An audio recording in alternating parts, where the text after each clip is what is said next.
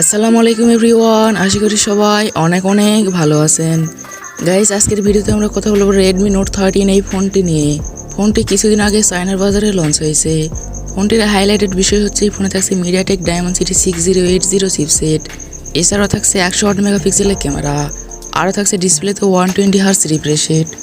সব কিছু মিলিয়ে ফোনটি আসলে কেমন হবে, ফোনটি আমরা বাংলাদেশের বাজারে কবে পাবো এবং এর দামই বা কেমন হতে পারে, এই সবগুলো প্রশ্নের উত্তর থাকবে আজকের ভিডিওতে।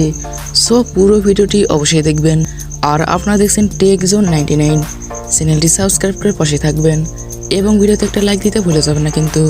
প্রথমে যদি ফোনটির ডিজাইন অ্যান্ড বিল্ড কোয়ালিটি নিয়ে কথা বলি, তাহলে এই ফোনটির ব্যাক সাইড এবং ফ্রেমে থাকছে প্লাস্টিক, আর ব্যাক সাইডে থাকছে 2টি ক্যামেরা এবং নিচের দিকে থাকছে রেডমির branding.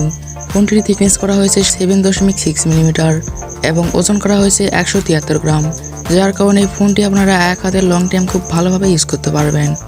R ports and button হিসেবে ফোনটিতে আপনারা সব ধরনের পোর্টস অ্যান্ড বাটন পেয়ে যাচ্ছেন, যেমন 3.5 millimetre headphone jack type C port ইত্যাদি। ফোনটির সামনের দিকে আসলে পেয়ে যাচ্ছেন একটি ফুল ভিউ ডিসপ্লে, যার উপর অংশে মাঝ বরাবর পাঞ্চলের মাধ্যমে বসানো থাকছে সেলফি ক্যামেরা। এই ফোনে থাকছে সাইড মাউন্টেড ফিঙ্গারপ্রিন্ট সেন্সর, যা খুবই ফাস্ট এবং অ্যাকুরেট বলে জানতে পেরেছি। ফোনটি মার্কেটে 3টি কালার ভেরিয়েন্টে পাওয়া যাবে, ব্ল্যাক, হোয়াইট এবং ব্লু।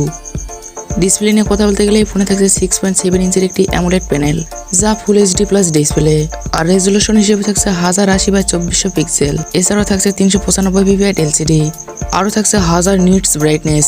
এই ফোনে ব্যবহার করা হয়েছে 120 Hz রিফ্রেশ রেট। ফোনটির সফটওয়্যার এবং পারফরম্যান্স নিয়ে যদি আমরা কথা বলি, তাহলে এই ফোনে থাকছে Android 13, যার ব্যাকএন্ডে থাকছে MIUI 14। এই ফোনে চিপসেট হিসেবে থাকছে MediaTek Dimensity 6080, যা একটি 5G চিপসেট।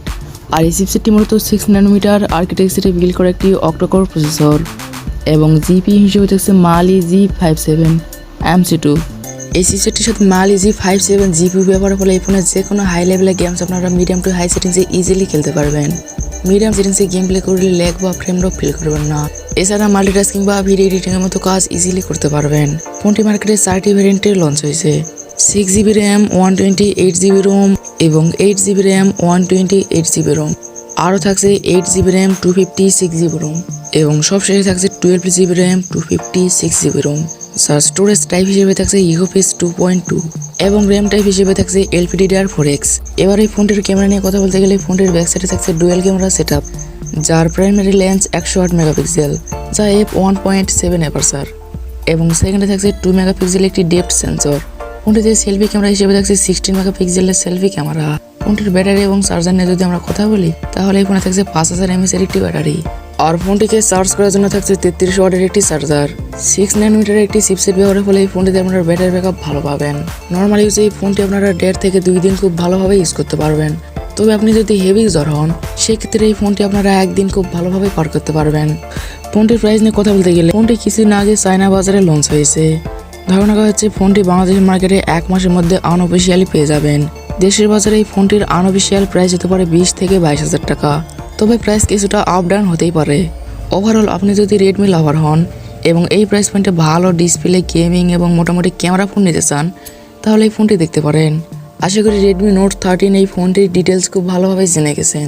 গাইস, এই ছিল আজকের ভিডিওটি কেমন লেগেছে কমেন্ট করে অবশ্যই জানাবেন। আর ভিডিওটি যদি আসলে ভালো লেগে থাকে, তাহলে আমাদের চ্যানেলটি সাবস্ক্রাইব করবেন, ভিডিওতে একটা লাইক দিবেন এবং সবসময় পাশে থাকবেন, কারণ আপনাদের সাপোর্ট এবং ভালোবাসা সবসময় প্রয়োজন। আজকের মতো এই পর্যন্তই। সবাই ভালো থাকবেন, সুস্থ থাকবেন। আল্লাহ হাফেজ।